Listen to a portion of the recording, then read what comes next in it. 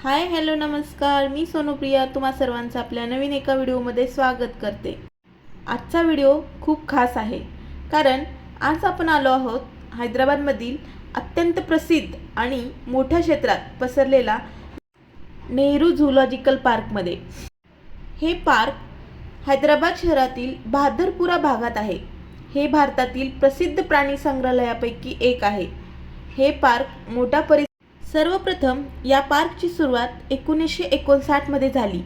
6 October 1963 रोजी ते सर्वसामान्यांसाठी खुले झाले होते। याआधी हैदराबादमधील पब्लिक गार्डन्समध्ये असलेले छोटे प्राणी संग्रहालय येथे स्थलांतरित करण्यात आले। कल्पना करा, 380 एकर म्हणजे जवळपास 154 हेक्टर किंवा सुमारे 150 पेक्षा जास्त आंतरराष्ट्रीय फुटबॉल मैदाना एवढे क्षेत्र। त्यामुळे संपूर्ण पार्क निवांत फिरण्यासाठी साधारण 6 ते 7 तास लागू शकतात। हा पार्क एवढा मोठा का आहे हा प्रश्न पडला असेल। या झूची रचना अशी केली आहे की प्राण्यांना शक्य तितके नैसर्गिक वातावरण मिळावे, म्हणूनच येथे मोठमोठी कुरणे, दाट झाडे, नैसर्गिक तलाव, सावलीची ठिकाणे आणि रुंद पायवाटा तयार करण्यात आल्या आहेत। अनेक प्राण्यांना लोखंडी पिंजऱ्याऐवजी खोल खंदक खंदून सुरक्षित मोकळ्या जागेत ठेवले जाते। ही पद्धत भारतात प्रथमच येथे मोठ्या प्रमाणावर वापरण्यात आली आहे। 380 एकर परिसरात तुम्हाला अनेक विभाग पाहायला मिळतील। लॉयन सफारी, टायगर सफारी, हत्ती विभाग, गेंडा विभाग, हरिण विभाग, माकडाचे विभाग, पक्षीगृह, रेप्टाईल हाऊस, मगर विभाग, toy train, battery vehicle, food court इत्यादी। मित्रांनो, आता आपण नेहरू झूलॉजिकल पार्कच्या मुख्य प्रवेशद्वारातून आत आलो आहोत। आत आल्यानंतर सर्वात महत्त्वाची गोष्ट म्हणजे पार्कचा मॅप, कारण नेहरू झूलॉजिकल पार्क खूप मोठ्या परिसरात पसरलेला आहे। जर आपल्याला योग्य मार्ग माहिती नसेल तर काही भाग राहून जाऊ शकतो, त्यामुळे सुरुवातीलाच हा मॅप समजून घेऊया। सर्वात आधी आपण ज्या ठिकाणी उभे आहोत ते म्हणजे मुख्य प्रवेशद्वार। इथून आत गेल्यानंतर आपल्याला पुढे जाण्यासाठी वेगवेगळे मार्ग दिसतात। मॅपमध्ये तुम्हाला मुख्य रस्ता दिसेल, ज्यावरून आपण पार्कच्या वेगवेगळ्या भागाकडे जाऊ शकतो। मॅपमध्ये पुढे गेल्यावर लॉयन सफारी आणि सफारी पार्कचा भाग दिसतो। हा भाग पार्कमधील सर्वात आकर्षक भागापैकी एक आहे। इथे आपण विशेष वाहनातून जंगलासारख्या वातावरणात जाऊन सिंह पाहण्याचा अनुभव घेऊ शकतो। मॅपच्या वेगवेगळ्या भागामध्ये वन्य प्राण्यांचे विभाग दिलेले आहेत। त्यामध्ये सिंह, वाघ, बिबट्या, अस्वल, हरिण व इतर वन्य प्राणी। शाकाहारी प्राणी विभागात तुम्हाला हत्ती, हरिण, जिराफ यासारखे शांत स्वभावाचे प्राणी पाहायला मिळतील। बर्ड सेक्शनमध्ये तुम्हाला स्वतंत्र भाग दाखवला आहे। इथे विविध रंगाचे पक्षी पाहायला मिळतात। रेप्टाईल हाऊसमध्ये साप, मगर, कासव, इतर सरपटणारे जीव यांची माहिती मिळते। टॉय ट्रेन आणि बॅटरी व्हेकिल सुद्धा आहे। मित्रांनो, हा पार्क खूप मोठा असल्यामुळे पायी जाणे शक्य नाही, लोकांना अवघड जाऊ शकते, म्हणून मॅपमध्ये टॉय ट्रेन आणि बॅटरी व्हेकिलचे मार्ग दाखवलेले असतात। लहान मुलांना, ज्येष्ठ नागरिकांसाठी हे फार उपयोगी पडते। त्यासोबतच तुम्हाला जर भूक लागली असेल तर तिथे फूड कोर्ट एरिया पण उपलब्ध आहे। मॅपमध्ये खाण्याची ठिकाणे, आराम करण्याच्या जागा देखील दाखवलेल्या आहेत। पूर्ण पार्क फिरताना मध्ये थोडा आराम करणे पण गरजेचे आहे। मित्रांनो, नेहरू झूलॉजिकल पार्कचा पूर्ण मॅप जर तुम्ही इथे पहिल्यांदा येत असाल तर सुरुवातीलाच हा मॅप समजून घ्या, कारण पार्क खूप मोठा आहे आणि त्याचे नियोजन योग्य पद्धतीने केले आहे। हे ठिकाण फक्त प्राणी पाहण्यासाठी नाही, तर निसर्ग, जंगलाचा अनुभव आणि कुटुंबासोबत एक दिवस आनंदाने घालवण्यासाठी खूप सुंदर आहे। आम्ही पार्कच्या मुख्य गेटमधून आत प्रवेश केलो। रविवार असल्यामुळे तिकीट काउंटरवर खूप गर्दी होती। आत गेल्यानंतर सर्वात पहिले आम्हाला हिरवीगार झाडे, मोठे रस्ते, वेगवेगळ्या दिशेने जाणारे मार्ग दिसत होते। हे पार्क इतका मोठा आहे की पूर्ण फिरण्यासाठी 5 ते 6 तास नक्कीच लागू शकतात। इथे वाईल्ड ॲनिमल सेक्शनमध्ये आम्हाला माकडाच्या खूप साऱ्या प्रजाती पाहायला मिळाल्या। मित्रांनो, इथली सर्वात मोठी आणि आकर्षणाची गोष्ट म्हणजे लॉयन सफारी। आपण एका विशेष वाहनातून जंगलासारख्या भागामध्ये जातो। आजूबाजूला मोठे क्षेत्र आणि झाडे आणि नैसर्गिक वातावरण पाहायला मिळते, आणि अचानक समोर सिंह दिसला तर अनुभव किती रोमांचक असतो। मुलांसाठी आणि कुटुंबासाठी हा भाग खूप आवडणारा आहे। आता आपण आपल्या व्हिडिओमध्ये वेगवेगळ्या प्रकारचे वन्य प्राणी पाहणार आहोत, म्हणजेच वाघ, सिंह, बिबट्या, गेंडा, हत्ती, हरिण आणि माकडे. मित्रांनो, आपल्यासमोर दिसत आहे भारताचा राष्ट्रीय प्राणी रॉयल बेंगॉल टायगर. हा जगातील सर्वात शक्तिशाली आणि देखणा वाघ मानला जातो. याच्या अंगावर असलेले काळे पट्टे प्रत्येक वाघासाठी वेगळे असतात. जसे प्रत्येक माणसाचे बोटाचे ठसे वेगळे असतात, तसेच प्रत्येक टायगरच्या पट्ट्याची रचना वेगळी असते. त्यामुळे प्रत्येक वाघाची ओळख पटवता येते. नर बेंगाल टायगरचे वजन साधारण 180 ते 260 किलो असते, तर मादीचे वजन 100 ते 160 किलो असते. याची लांबी जवळपास 3 मीटरपर्यंत असू शकते. मित्रांनो, आपल्याला समोर दिसत आहे जंगलाचा राजा म्हणून ओळखला जाणारा सिंह. सिंह हा जगातील शक्तिशाली आणि रुबाबदार प्राण्यापैकी एक आहे. त्याची चाल, त्याचा आत्मविश्वास, त्याची गर्जना यामुळे त्याला जंगलाचा राजा म्हणला जातो. मित्रांनो, आता आपल्या समोर दिसत आहे भारतीय एकशिंगी गेंडा. पहिल्या नजरेत हा प्राणी खूप विशाल आणि ताकदवान दिसतो. त्याच्या जाड घडीदार त्वचेमुळे तो जणू नैसर्गिक चिखलात घातल्यासारखा वाटतो. गेंड्याचे वजन साधारण 1800 ते 2700 किलो असू शकते, म्हणजे जवळपास एका छोट्या कार इतके. त्याची लांबी सुमारे 3 ते 4 मीटर आणि उंची 1 ते 2 मीटरपर्यंत असते. गेंड्याच्या नाकावर असलेले एकच शिंग ही त्याची सर्वात मोठी ओळख आहे. हे शिंग हाडाचे नसून कॅरेटिन नावाच्या पदार्थाचे बनलेले असते. हाच पदार्थ आपल्या केसामध्ये, नखामध्येही असतो. गेंडा जरी दिसायला राकट आणि जड वाटत असेल, तर तो ताशी 40 ते 50 किलोमीटर वेगाने धावू शकतो. मित्रांनो, आता आपण आलो आहोत पक्षी विभागात. इथे रंगीबेरंगी पक्षी, त्यांचे आवाज, त्यांचे नैसर्गिक वातावरणामुळे खूपच आकर्षक वाटते. आता आपल्या समोर दिसत आहे बदक. हा पाण्यात राहणारा अतिशय सुंदर आणि शांत स्वभावाचा पक्षी आहे. बदकाचे शरीर पाण्यात पोहण्यासाठी विशेष प्रकाराने बनलेले असते. आता आपल्या समोर दिसत आहे जंगलातील सर्वात सुंदर आणि चपळ आणि सर्वात शांत स्वभावाचा प्राणी म्हणजेच हरिण. हरिण आपल्या वेगवान धावण्यामुळे आणि सतर्क स्वभावामुळे ओळखला जातो. धोका जाणवताच ते काही क्षणात वेगाने धाव घेते. काही प्रजातींचे हरिण ताशी 60 ते 80 किलोमीटर धावू शकतात, तर नर हरिणाच्या डोक्यावर सुंदर शिंगे असतात. अनेक प्रजातीमध्ये ही शिंगे दरवर्षी गळून पडतात आणि पुन्हा नवी शिंगे वाढतात. मादीला सहसा शिंगे नसतात. हरिण हा पूर्णपणे शाकाहारी प्राणी आहे. तो गवत, कोळी पाने, फुले, झाडांच्या कोंबावर आपला उदरनिर्वाह करतो. आता आपण व्हिडिओमध्ये पाहतोय सुंदर मोर. मोर हा आपल्या रंगीबेरंगी आणि आकर्षक पिसाऱ्यामुळे जगभर प्रसिद्ध आहे. त्याच्या निळसर हिरव्या चमकदार पिसामुळे तो अतिशय देखणा दिसतो. पावसाळ्याच्या दिवसात मोर जेव्हा आपला सुंदर पिसारा फुलवून नृत्य करतो, तेव्हा हे दृश्य पाहण्यासाठी अनेक लोक उत्सुक असतात. आता आपण पाहणार आहोत जिराफ. जिराफ हा जगातील सर्वात उंच स्थलचर प्राणी आहे.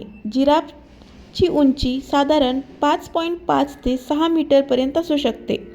तो शाकाहारी आहे आणि तो बाभळी, झाडाची पाने खातो. त्याची जीभ 45 ते 50 सेंटीमीटर लांब असते, त्यामुळे उंच झाडावरील पाने सहज खाता येतात. जिराफचे हृदय अतिशय शक्तिशाली असते, कारण लांब मानेपासून ते मेंदूपर्यंत रक्त पोहोचवावे लागते. जिराफ प्रामुख्याने आफ्रिका खंडातील गवताळ प्रदेशात आढळतो. आता आपण पाहणार आहोत मगर. मगर हा सरपटणारा प्राणी आहे. तो नद्या, तलाव, दलदली आणि पाणथळ भागात राहतो. मगर पाण्यात अतिशय चांगली पोहते आणि जमिनीवरही चालू शकते. ती मांसाहारी असून मासे, पक्षी, कासव आणि इतर प्राण्यांची शिकार करून खाते. मगराचे मजबूत जबडे, तीक्ष्ण दात आणि लांब शेपटी हे तिचे प्रमुख वैशिष्ट्य आहे. ती अनेक तास पाण्यात शांतपणे लपून राहून योग्य संधी मिळताच शिकार पकडते. मगर पाहून झाल्यानंतर आम्ही गेलो सरडा विभागाकडे. तिथे आम्ही वेगवेगळ्या प्रकारचे सरडे पाहिले. सरडा हा सरपटणारा प्राणी आहे. तो जंगल, शेत, बागा, झाडे तसेच घराच्या भिंतीवरही आढळतो. त्यानंतर आम्ही गेलो पक्षी विभागाकडे. तिथे आम्ही वेगवेगळ्या प्रकारचे पोपट पाहिले. पोपट हा पक्षी आहे. तो जंगल, बागा आणि झाडावर राहतो. पोपटाला मजबूत व वाकडी चोंच असते. त्यामुळे तो फळे, बिया आणि कडधान्ये सहज खातो. त्यांचा रंग बहुतेक हिरवाच असतो. काही पोपट मानवी आवाजाची नक्कलही करू शकतात. पोपट उडण्यासाठी पंखाचा वापर करतो आणि झाडावर घरटे बांधतो. पोपटाच्या जगभरात शेकडो प्रजाती आहेत. त्यापैकी काही प्रसिद्ध प्रकार आम्ही तिथे पाहिले. रिंगनेक पोपट, भारतात सर्वाधिक आढळणारा हिरवा पोपट म्हणजेच अलेक्झांड्रियन पोपट. आकाराने मोठा, लाल चोच आणि खांद्यावर तांबूस डाग असतो.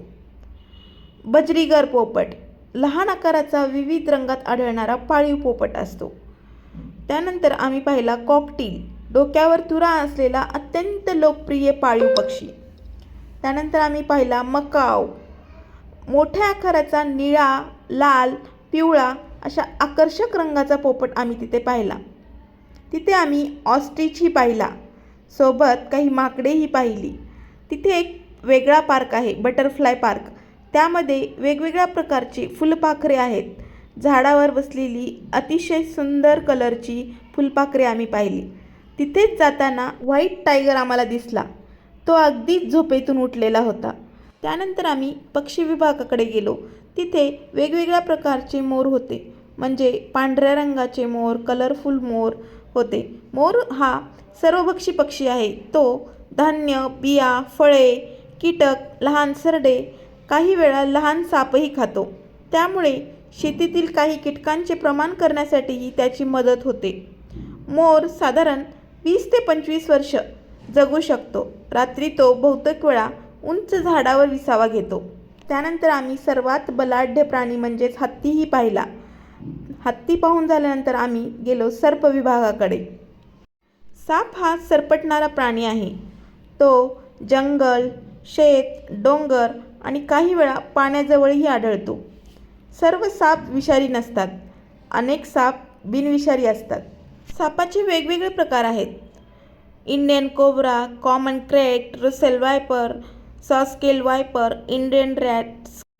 नाग हा विषारी साप असतो. फणा काढणे त्याचे वैशिष्ट्य आहे. मण्यार हा अत्यंत विषारी, बहुतेक रात्री सक्रिय असतो. घोणस हा जाड शरीराचा साप असतो. अत्यंत विषारी साप मानला जातो. फुरसे हा आकाराने लहान पण विषारी साप असतो. धामण बिनविषारी साप असतो. उंदीर खाऊन शेतीत मदत करतो. तुम्ही पाहू शकता झाडावर आठवड्या घालून बसलेला हा साप असतो. हा लांबी फुरसे हा साप जास्त असू शकते. त्याचा मुख्य अन्न इतर साप असतात. भारतीय नागामध्ये फणा काढणे हे ह्याचे वैशिष्ट्य आहे. भारतातील प्रसिद्ध विषारी सापापैकी एक म्हणजे किंग कोब्रा, उंदीर आणि बेंडूक खातो. इंडियन रॉक पायथॉन हा साप बिनविषारी पण अत्यंत शक्तिशाली असतो. भक्ष्याला विळखा घालून गुदमरवतो. हरिण, ससे आणि पक्षी खातो. घोणस हा साप अत्यंत विषारी साप मानला जातो. शरीरावर मोठे गोल गोल ठिपके असतात.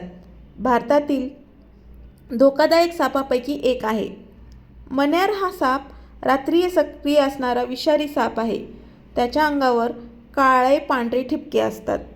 धामण ही बिनविषारी साप असतो. उंदीर खाऊन शेतीत मदत करते. रेड सॅड बोआ हा बिनविषारी साप आहे. जाड शरीराचा साप असतो. जमिनीत राहणे पसंत करतो. मित्रांनो, साप हे निसर्गातील अतिशय महत्त्वाचे प्राणी आहेत. ते उंदीर व इतर लहान प्राण्यांची संख्या नियंत्रित करून पर्यावरणाचा समतोल राखतात. त्यामुळे साप दिसल्यास घाबरू नका किंवा त्यांना मारू नका. सुरक्षित अंतर ठेवा. वन विभाग किंवा सर्पमित्राची मदत घ्या. मित्रांनो, आजचा हा सुंदर प्रवास इथेच संपतो, पण या आठवणी मात्र कायम सोबत राहतील. नेहरू झुलॉजिकल पार्कमध्ये फिरताना प्रत्येक पाण्याचं वेगळं सौंदर्य, प्रत्येक पक्षाचा मधुर आवाज आणि निसर्गाची अप्रतिम जादू अनुभवायला मिळाली. सिंहाचा रुबाब, रॉयल बेंगाल टायगरची ताकद, गेंड्याचं विशाल रूप, हरणाची चपळता, मोराचा डौल आणि तलावात शांतपणे पोहत असलेली बदकं, प्रत्येक क्षण मनात कायमचा कोरला गेला. आजच्या या धावपळीच्या जीवनात अशा ठिकाणी काही तासनतास घालवले की मनाला वेगळी शांतता मिळते. आपण निसर्गाच्या किती जवळ आहोत आणि वन्यजीवांचे संरक्षण किती महत्त्वाचे आहे याची जाणीव अशा ठिकाणी आल्यावर होते. जर तुम्ही अजून नेहरू झुलॉजिकल पार्कला भेट दिली नसेल तर एकदा नक्की या. तुमच्या कुटुंबासोबत, मित्रासोबत किंवा मुलांसोबत घालवलेला हा दिवस नक्कीच अविस्मरणीय ठरेल. आता तुमच्यासाठी एक छोटंसं काम आहे. या व्हिडिओमध्ये तुम्हाला सर्वात जास्त कोणता प्राणी किंवा पक्षी आवडला? सिंह, बेंगॉल टायगर, गेंडा की मोर? खाली कमेंटमध्ये नक्की लिहा. मी तुमच्या प्रत्येक कमेंट वाचते. आणि जर हा व्हिडिओ तुम्हाला माहितीपूर्ण वाटला असेल आणि आवडला असेल तर व्हिडिओला एक नक्कीच लाईक करा. आपल्या चॅनलला सबस्क्राईब करा आणि बेल आयकॉन दाबायला विसरू नका. त्यामुळे आमचे पुढील सुंदर ट्रॅव्हल व्लॉग्स, धार्मिक, ऐतिहासिक आणि माहितीपूर्ण व्हिडिओ तुम्हाला सर्वात आधी पाहायला मिळतील. तुमच्या प्रेमामुळे आणि पाठिंब्यामुळेच आम्हाला असे अनेक नवीन ठिकाणे शोधण्याची आणि तुमच्यापर्यंत पोहोचण्याची प्रेरणा मिळते. या संपूर्ण प्रवासात आपल्याला फक्त प्राणी पाहायला मिळाले नाही तर निसर्ग, वन्यजीव संवर्धन आणि पर्यावरणाचे महत्त्वही समजले.